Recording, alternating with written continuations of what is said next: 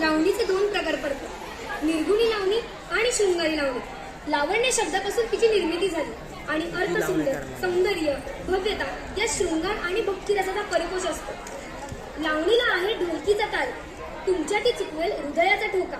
घुंगरू आहेत करत सुरेल बोल, धरू आता खणकत्या पावलाने ठेका. चला तर मग सलामीचा मुजरा ऐका, चला तर मग सलामीचा मुजरा ऐका. हे नृत्य घेऊन येत आहे 10वी ब च्या विद्यार्थ्यांना.